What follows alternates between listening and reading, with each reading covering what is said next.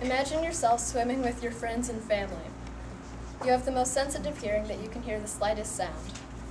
But then you have been captured. You have been taken away from your family, and your new home is a steel tank that has been placed under a roller coaster.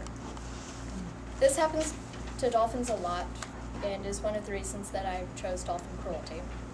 Right now, I'm going to tell you what a dolphin is, and then about the problems that they face in the wild and in captivity, and then what you can do to help them.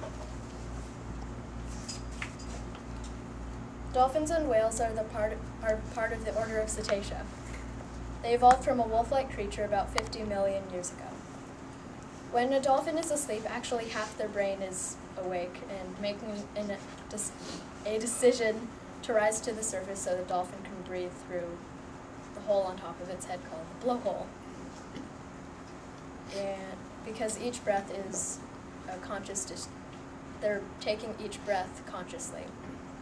And their bodies are made so they can swim fast in the water, and they don't have anything that would slow them down like hair or ear flaps. Swimming fast helps dolphins catch fish.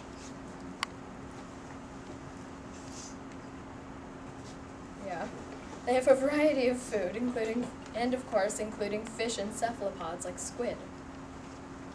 They're on the constant lookout for food, and unfortunately, an orca, another species of dolphin, even though it's called a whale, a killer whale, eats its own cousin, the dolphin.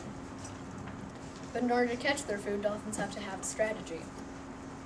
Some of the hunting strategies are that a dolphin will herd some fish towards the shore, and the dolphins will be stranded on the land, and then the dolphins will beach themselves on the land so they can get the fish. Another one is that they will circle a ball of fish, and so they're trapped, and then other dolphins will swim underneath them and blow bubbles so the fish will rise to the surface where they are completely trapped. Sometimes dolphins also practice hunting strategies on fish that aren't even part of their diet. Echolocation is also used for finding food, but many other things. Echolocation is the dolphin's natural sonar. The sound wave. Echolocation is basically this sound wave. Echolocation is basically when a dolphin sends out a sound wave through the melon, which is located in the dolphin's head or forehead. That's why it kind of sticks out right there. And so it sends out a sound wave, and it bounces off an object and comes back to the dolphin through the lower jaw. And it creates an acoustic picture, so the dolphin can tell exactly where the object is. A dolphin can separate echoes a millionth of a second apart, so it's pretty cool. Dolphins are also very social mammals. There can be hundreds of dolphins in a group at a time, or a pod, and they help each other in many different ways too.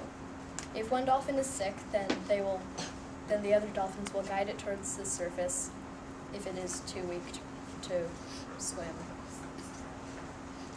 They talk using a series of clicks, whistles, and body gesture and display.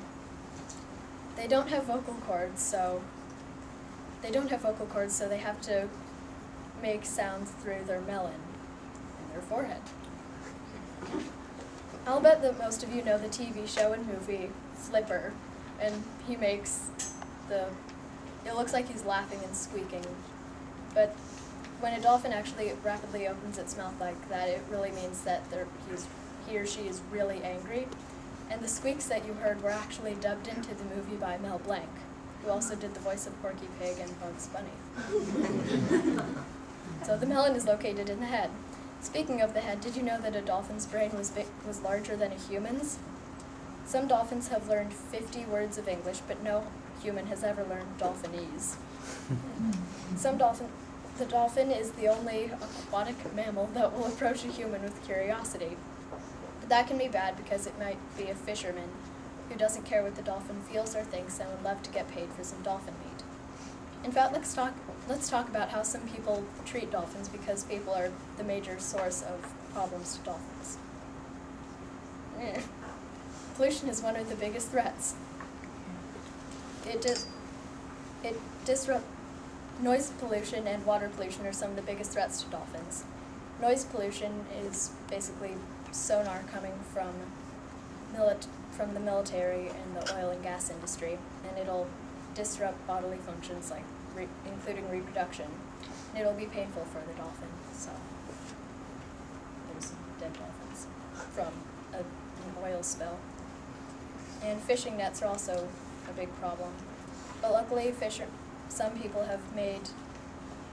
have taken steps and made a device that can be attached to the net and will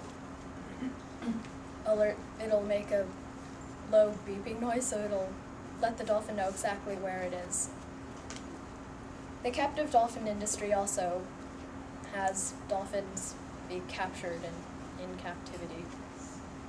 They have aquatic shows, and dolphins in aquatic shows have a miserable life, sometimes leading to suicide because the dolphins only do the tricks because they're being starved. They'll only get fed if they do the tricks.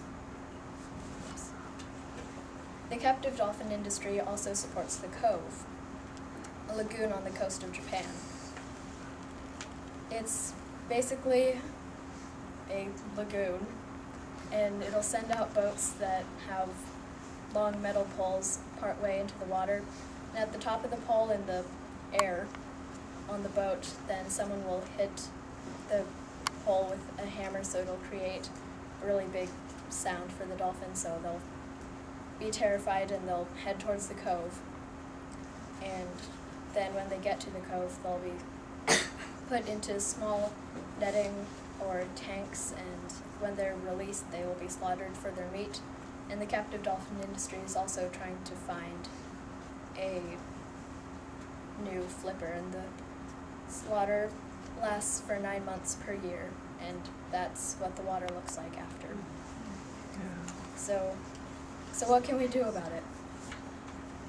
You can donate to the International Union for the Conservation of Nature, Earth Island Institute, and the Dolphin Project.